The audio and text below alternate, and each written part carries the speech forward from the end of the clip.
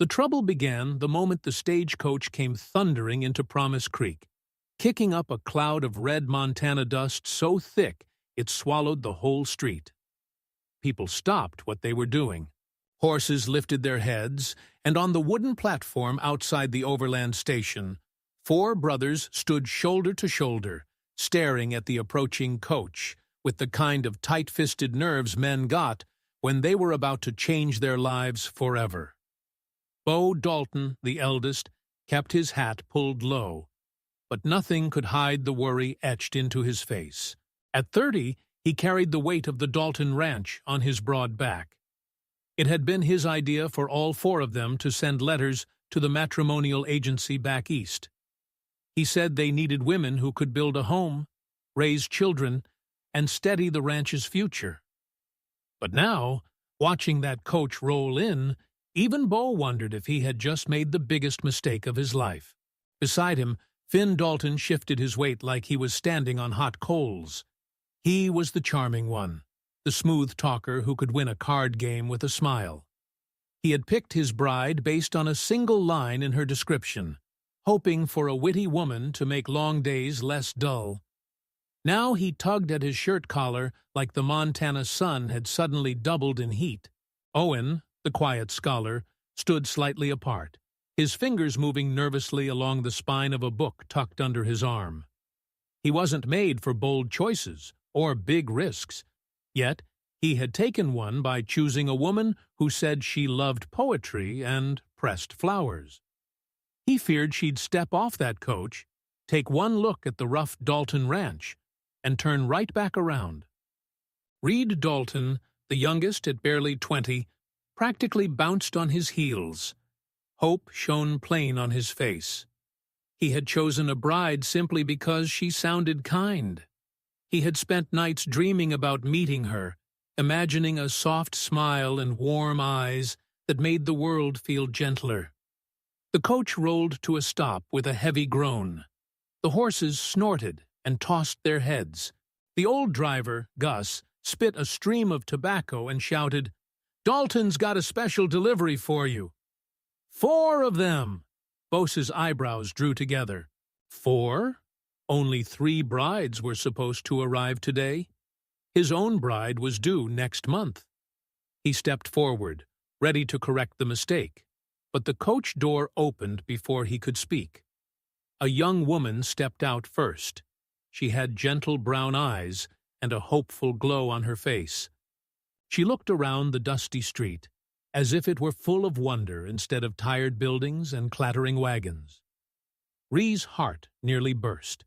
She was exactly as he had pictured, soft, kind, and full of quiet light. She turned and helped another woman down. This one moved with calm grace, holding a small portfolio against her chest like it contained her soul. Her eyes drifted over everything with gentle curiosity. Owen felt something warm shift in his chest. She looked like someone who loved quiet mornings and old books. Then came the third. Her steps were firm, her chin high, her gaze as sharp as a hawk's. She looked like the kind of woman who wouldn't flinch at a stampeding bull. Finn felt a grin pull at his mouth. She had fire. He liked fire. But before the brothers could speak, a fourth figure stepped into the doorway. The oldest, the leader. Her dark hair was stray with sun, her eyes steady and deep. She held herself like a woman who had carried more than her share of burdens, yet refused to bow to them. Bee straightened, surprised by the strength in her gaze. She looked right at him, as if she already knew he was the one she'd have to reckon with. The 4 women walked toward the brothers. As they lined up, the truth became impossible to miss. They had the same dark hair, the same high cheekbones, the same quiet pride. They were sisters. Gus let out a low whistle. "Well, I'll be like a matched set of china dolls all addressed to the Dalton Ranch." The brothers stared, stunned. Bo finally found his voice. "Ma'am," he said to the eldest, "there's been a misunderstanding. We were expecting 3 women, not. There is no misunderstanding, the eldest said calmly. My name is Eleanor Vance. These are my sisters, Isabel, Rosalind, and Genevieve. You sent for brides, we answered. But I didn't send for, Beau began, but she cut him off with a look so tired and honest, it froze the words in his throat. The matrimonial agency made an error in printing. They listed 4 Dalton brothers seeking brides. Her voice softened. We saw a chance to stay together.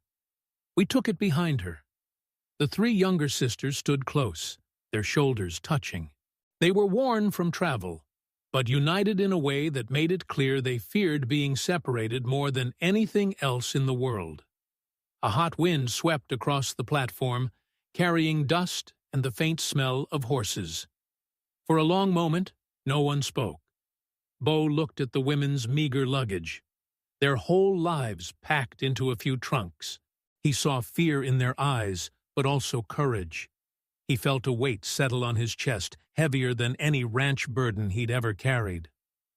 Gus, Beau said, finally clearing his throat, load their trunks. They can rest at the ranch for the night. He paused. Then we'll talk. It wasn't a promise, but it wasn't rejection either. For the Vance sisters, it was hope. For the Dalton brothers, it was the beginning of something they never could have planned. The Dalton ranch woke the next morning to a kind of quiet no one knew how to name. It wasn't tension exactly, and it wasn't peace either. It was something caught in between, like the moment right before a storm decides whether to break or drift away. Inside the log house, the 4 Vance sisters moved with the soft grace of women who had lived hard lives but learned to keep going anyway. They worked without fuss, trying to show they were willing to pull their own weight. But the brothers were a different story. The sisters stood together on the porch. The brothers stood in front of them. Sterling smiled like a man greeting old friends. Girls, he said warmly, I've come to bring you home. Izzy's glare could have set fire to a barn. Nora lifted her chin. We are home. Sterling unfolded a document, crisp, official, terrifying, a guardianship order from Boston. He said proudly, You are under my care. These men have no right to keep you. The sheriff cleared his throat. It seems valid. Beau stepped forward. They're here by choice. Choice? Sterling laughed. These girls are penniless, frightened, confused. They don't know what they want. Owen spoke next, calm but firm. Nora is 25, Izzy 23, Rose 22, Jenny 19. They aren't children. Sterling's smile vanished. These women, he said coldly, belong with me. No, B said. They belong where they feel safe. Quote. Sterling's eyes narrowed. Sheriff, remove them. The sheriff hesitated. Everyone turned as Mr. Davies stepped forward. Before you act, the detective said, you should know the Pinkerton Agency is reopening an investigation into Mr. Sterling's dealings. There are inconsistencies. Sterling's face drained of color. That's nonsense. Lies. And Davies continued, There is evidence the sister's father may have been falsely accused. A missing ledger, names, dates. Sterling staggered back. Davies looked directly at him. You may have bought influence, sir, but you cannot buy the law. The sheriff stepped away from Sterling. The fight was over. Sterling realized it. He turned his rage on Nora. This isn't finished, he hissed. It is, B said. Now leave. Thaddeus Sterling mounted his horse and rode off, defeated. Not by gunfire, but by truth. The fear that had followed the Vance sisters for years finally lifted into the open sky and drifted away on the Montana wind. They were free. That night, the ranch was filled with laughter for the first time since the sisters arrived. The danger had passed. The fear was gone. One by one, the brothers found the sisters they had grown to care for. Finn and Izzy argued softly under the stars, until arguing turned into smiling, and smiling turned into a kiss. Owen and Rose stood by the firelight, gently holding hands as if they had always belonged together. Ry and Jenny sat in the garden they planted, promising a future as bright as the young shoots growing from the soil.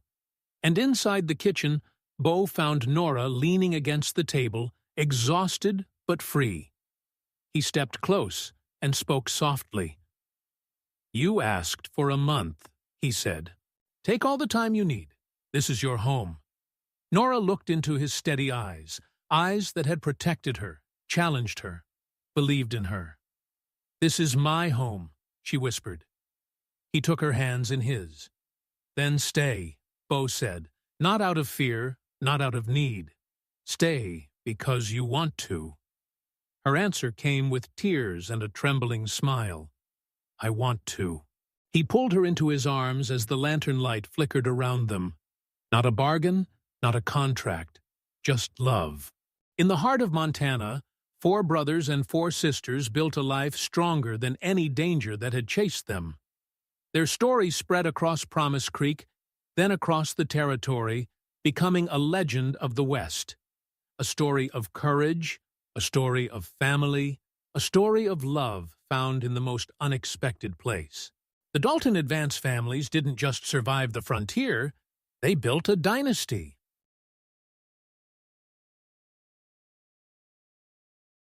The storm came fast across the Wyoming plains, rolling in like a dark wall that swallowed the horizon. Lightning flashed through the purple clouds, turning the dusty land white for a heartbeat before dropping it back into shadow. The wind carried the smell of rain and danger. Horses across the valley lifted their heads, ears twitching, uneasy. Caleb Turner felt the change before he even saw the storm. He stood outside his barn, one hand resting on the wooden door, the other gripping the rope tied to his nervous buckskin mare. The sky grumbled like an angry beast. Caleb had lived on the frontier long enough to know this storm was different, stronger, meaner, the kind that tore roofs off barns and turned creek beds into roaring rivers. "Easy, girl," Caleb murmured. "We'll get you inside before the sky tries to kill us both." He pulled the mare toward the barn, boots thudding on the dry ground just as the first drop of rain splattered against his hat brim. Another followed, then a dozen. In seconds, the sky split open and rain poured down in thick, heavy sheets. Caleb shoved the barn door open and dragged the mare inside. The thunder cracked so loud it felt like the ground jumped under his feet. Caleb secured the mare and checked the stalls, making sure nothing loose could fly around when the wind hit. His ranch was simple, just him, his horses, a few cattle, and the memories of a life he used to share with people he'd lost. Living alone had become a habit, easier than facing the world outside his quiet land. He was about to close the barn door when he heard it. A faint sound carried on the storm's roar. A voice, or maybe 3. Caleb froze, gripping the edge of the barn door as another flash of lightning lit the yard. The rain blurred everything, but he could make out 3 shapes moving fast across the mud, stumbling, fighting against the wind. Women. The storm shoved them sideways, nearly knocking one to her knees. Caleb didn't think. He yanked the barn door open wide. "Get inside!" he shouted. They ran for it, skirts soaked, hair plastered to their faces. As soon as they crossed the threshold, Caleb slammed the barn door shut. The wind hit it immediately, rattling the wood so hard it shivered. The 3 women stood dripping on his barn floor, water pooling below their skirts. All of them shivered. All of them looked like they'd been running for miles. But it was their faces that caught Caleb's attention. Fear, exhaustion, and something else. Something sharp and watchful. The eldest woman stepped forward first. She looked to be around 28 with long dark hair with rain. Her eyes were fierce and alert, scanning the barn like she expected trouble to step out of the shadows. "Thank you," she said, breathless. We had nowhere else to go." The second woman moved beside her. Auburn hair, blue eyes, younger, maybe 24. She had a cut on her cheek and dirt smeared on her dress. Her gaze locked on Caleb with a mixture of suspicion and challenge. The third woman stayed a step behind the others.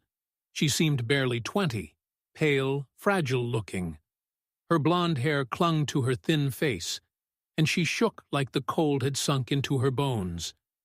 Caleb raised both hands slowly, showing he meant no harm. "You're safe from the storm in here," he said. "Name's Caleb Turner. This is my ranch." The eldest straightened, protective, even through her shaking. "I'm Eleanor," she said. She gestured toward the auburn-haired sister. "This is Joe," then to the youngest. "And this is Lily." All three names were said too quickly, too carefully. Fake, Caleb thought.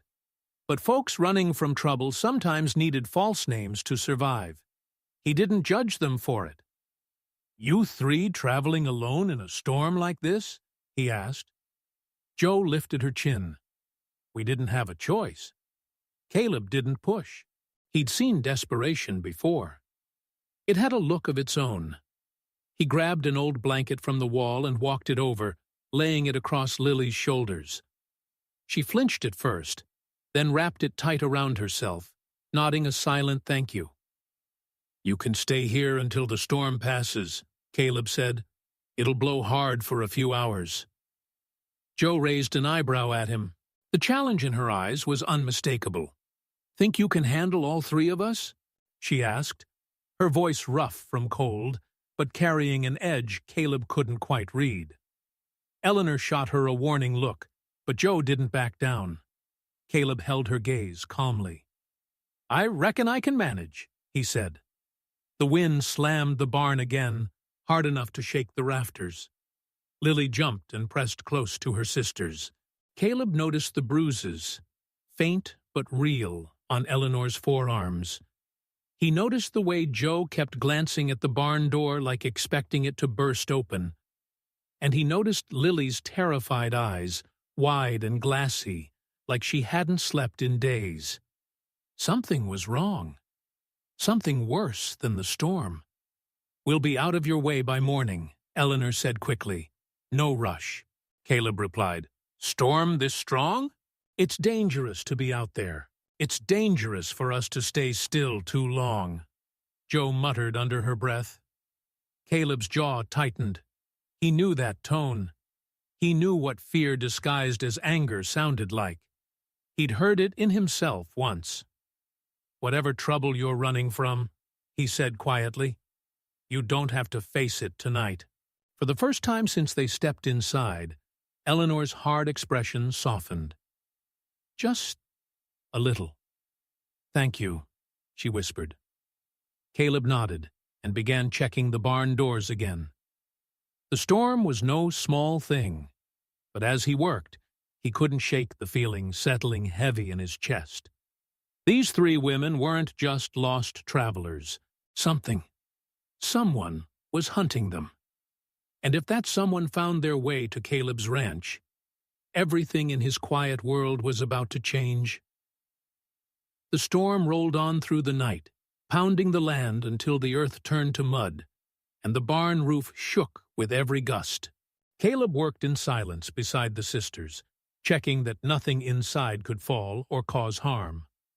Every time thunder cracked, Lily jumped, clutching the blanket tighter around herself. "You three must be freezing," Caleb said. "There's a pot-belly stove in the tack room. I'll get a fire started." Joe stepped in front of him before he could move. "Fast! Too fast!" "No," she said, voice sharp. "We're fine here." Eleanor touched her sister's arm in warning, but Joe didn't back down. Caleb raised his hands calmly. "You're safe," he said. "If I wanted trouble, I wouldn't have opened the door." Joe held his stare for several tense seconds before she stepped aside, jaw tight. Caleb walked to the tank room, lit a fire, and stepped back to give them space to warm up. The barn glowed soft and orange as the fire grew. Eleanor led Lily to the heat first, rubbing her arms gently. "You're shaking," she whispered. "I'm trying," Lily murmured, fighting tears. "I'm trying so hard," Caleb pretended not to hear, but his stomach tightened. Whatever they'd been through had carved fear into the smallest sister, so deeply it showed in the way she breathed. Joe, meanwhile, paced like a caged animal. Caleb cleaned tools, refilled water buckets, checked the horses, anything to keep his eyes busy and give them privacy. But he couldn't ignore the strange tension humming in the barn. Finally, he spoke softly. "Whoever hurt you three, is he close by?" Eleanor froze. Joe stopped pacing instantly. Lily's shoulders went stiff. For a moment, none of them answered. Then Eleanor stepped closer, the firelight catching her face. There was exhaustion there, and a grief that made Caleb's chest ache. "We're not ready to talk about it," she said carefully. "But you're right. Someone is following us." A gust rattled the barn walls. Caleb didn't flinch, but his eyes sharpened. "He, after all three of you," Joe laughed once, humorless and hard. "Oh, he wants all of us in different ways." "Joe," Eleanor warned. "No," Joe snapped. "He deserves to be named." She turned to Caleb. "His name is Richard Hale. He owns land, businesses, lawmen. He acts like he owns people, too, including us." Caleb's jaw tightened until it hurt. "He kills someone?" he asked. The silence that followed gave him the answer. Lily wiped her face with trembling hands. "He killed our mother," she whispered. And then her voice broke. Eleanor wrapped her tightly in her arms. Joe looked away, eyes burning. Caleb felt a cold, dark anger settle into his bones. He didn't push for more. The truth was already enough to understand. Hale wasn't a man who wanted justice. He was a predator, hunting what he thought belonged to him. "Did he send men after you?" Caleb asked three riders. Eleanor said, "Last time we saw them, they were half a day behind." Joe sneered. "They won't quit. Hale has money. Power men who follow him like dogs. Then why'd you come this way?" Caleb pressed nothing north of here but barren land. "We weren't trying to find a place," Joe said bitterly. "We were trying to lose one." Caleb nodded slowly. "Storm's too rough for anyone to ride through tonight," he said. "But when daylight comes—" Eleanor finished the sentence for him. "They'll find us again." Lily squeezed her sister's hands, terrified. "We should go at first light," she whispered, "before he finds this place." Caleb shook his head. "You three are half-starved, soaked to your bones, and exhausted. If you leave at dawn, you won't make it far. And if Hale's men find you out in the open, we know," Eleanor said softly. "But staying puts you in danger, too." Caleb met her eyes steadily. "I'll decide what danger I'm willing to face on my own land." The barn went silent. The wind outside screamed like a warning, rattling the roof and making the lantern flicker. Caleb looked at the three sisters, bruised, cold, terrified, and still trying to protect each other. "You'll stay here tonight," he said firmly. "Tomorrow, we'll figure out the rest." Joe crossed her arms. "You don't know what you're inviting, Caleb Turner." He stepped closer, unafraid of her fire. "Think you can handle us all?" she added, voice sharp, echoing the words she'd thrown at him earlier. Caleb looked at each of them. Eleanor's quiet strength, Joe's fierce defiance, Lily's fragile bravery. "I'll handle whatever comes," he said, "and whoever comes." The way Joe's expression shifted told him his answer struck deeper than she expected. Before anyone could speak again, the horses suddenly went wild, kicking, snorting, slamming against their stalls. Caleb dropped the tools and rushed forward. "What's wrong with them?" Lily cried. Lightning cracked again, but Caleb knew this wasn't the storm. Horses didn't panic like this unless they smelled something or someone. Caleb's heart pounded as he strode to the barn door, rifle already in hand. "Stay back," he warned. He pressed his ear to the wood. For a long moment, there was only the sound of wind. Then, through the rain, hoofbeats, slow, deliberate, approaching. Eleanor grabbed Lily's hand. Joe reached for the small knife hidden in her boot. Caleb's voice dropped low, steady, deadly, calm. "Girls, someone's out there." The hoofbeats grew clearer with every passing second. Slow, measured. Not the frantic gallop of a rider fighting the storm. No, this was a man who knew exactly where he was going. A man who believed nothing in this world could stop him. Caleb tightened his grip on the rifle. "Back away from the door," he murmured. Eleanor pulled Lily behind the tack room wall. Joe stayed closer, knife clenched tight, jaw set. Fear flickered across her face for only a moment before she buried it beneath anger. The hoofbeat stopped right outside the barn. Caleb could hear the rain hitting leather, the groan of saddle straps, a quiet breath. Too close. Then a man's voice called out through the storm. "I know you're in there." Lily gasped softly. Joe's fingers widened around her knife.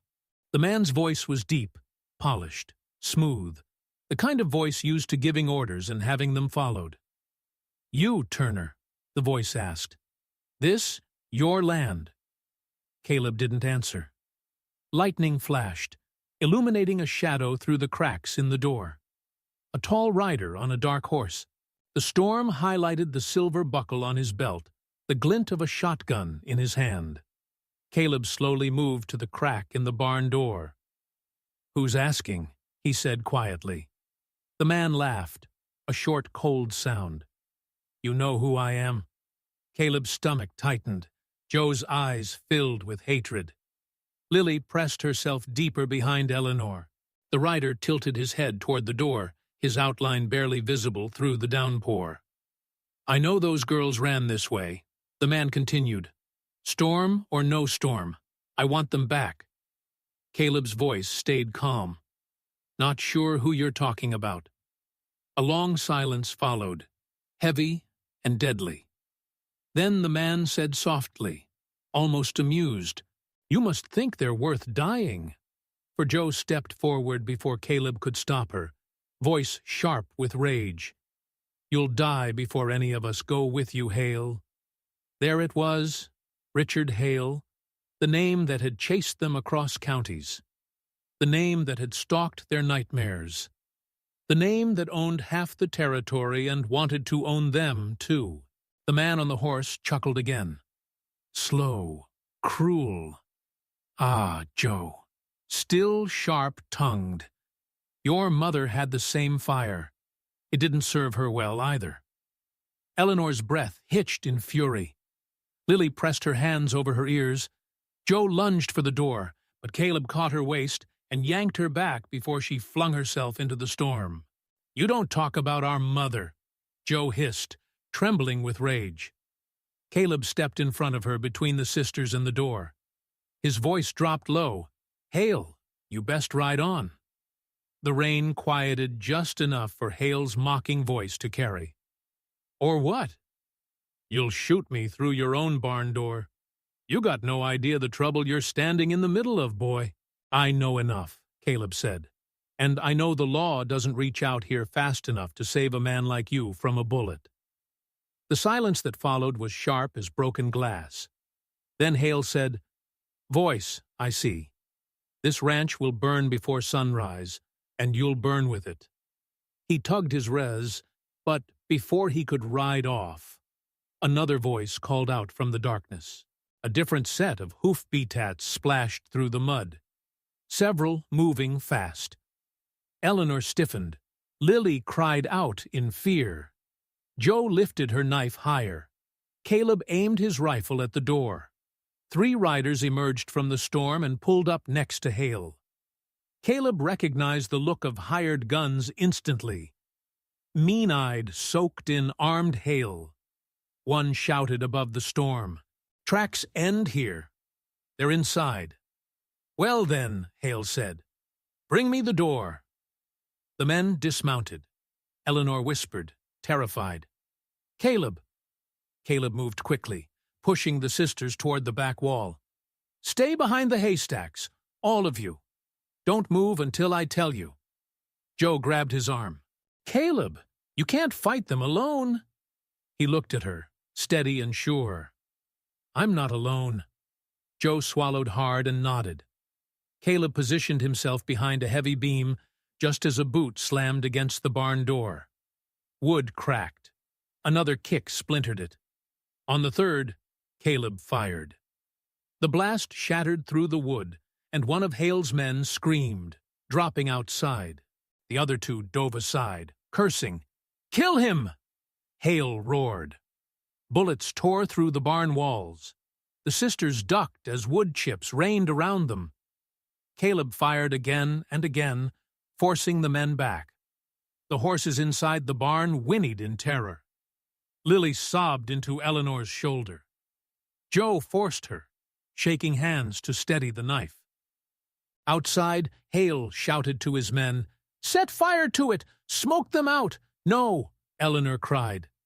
Caleb cursed and ran toward the side wall. But before Hale's men could strike a match, lightning exploded across the sky, revealing 10 riders cresting the hill behind the ranch. Lanterns bouncing, rifles raised, voices shouting. Caleb's heart slammed against his ribs. Neighbors, ranchers, folks who lived miles apart but who knew Caleb Turner as a good man, and they saw the truth of what was happening. One man shouted through the rain, "Turner, we got your back!" Hale whipped around in shock. "Shoot them!" he yelled. Gunfire erupted. Chaos in the storm. Caleb wrenched open the side door and shouted, "Now run!" The sisters bolted behind him into the rain, staying low behind the troughs as bullets lit the night. The ranch exploded into a riot of gunfire, shouting, "Thunder and storm wind!" Caleb shielded Lily with his own body as they ducked behind a wagon. Eleanor grabbed Joe's arm, dragging her to cover. Neighbors took positions around the ranch, firing back at Hale's men. Hale's voice rose above it all. "You think you can stop me? You think you can hide them?" Then a shot cracked through the storm. A scream followed. Hale's horse reared violently. Hale fell into the mud with a sickening thud, and a rider dismounted nearby, rifle still raised. It was old Ben Cartwell, the nearest rancher. His voice cut through the chaos. "Hale, this land has had enough of you." Hale tried to stand, but his leg buckled. Caleb stalked toward him through the rain, the sisters behind him, Lily trembling, Joe shaking with fury, Eleanor holding them both steady. Hale looked up, soaked, bleeding, desperate, and beaten. Caleb pointed his rifle at him. "You're not touching these women again." Hale spat mud, eyes burning with hate. "You think they need you? You think you can handle all 3? Joe stepped forward, knife still in hand. "We don't need a man to handle us," she said, voice steady as steel. "We needed someone to stand with us." Caleb lowered his rifle just long enough for Joe to finish. "And we choose Caleb Turner." Hale lunged, but before he could reach them, Ben Cartwell struck him across the head with the butt of his rifle. Hale collapsed face first into the mud. The storm raged on, but the danger was over. At last, Caleb turned to the sisters, mud on their clothes, tears on their cheeks, relief in their eyes. "Are you hurt?" he asked. Lily shook her head slowly. Eleanor wiped her face and whispered, "We're alive." Quote. Joe stepped closer, breathing hard. "You really think you can handle all three of us?" Caleb Turner. Caleb finally allowed himself a tired, crooked smile. "I reckon," he said. "I already have," Eleanor laughed. Lily sobbed with relief. Joe sheathed her knife, looking at Caleb with something new in her eyes. Trust. Behind them, the neighbors gathered, checking on injuries, securing the ranch, tying up hale, surviving men. And as the storm finally broke, the clouds drifting apart to reveal the first pale light of dawn, Caleb realized something. This lonely ranch wasn't empty anymore. His life wasn't empty anymore. Because three sisters with secrets, scars, and courage he'd never seen before had walked into it. And they weren't running anymore. They weren't alone anymore.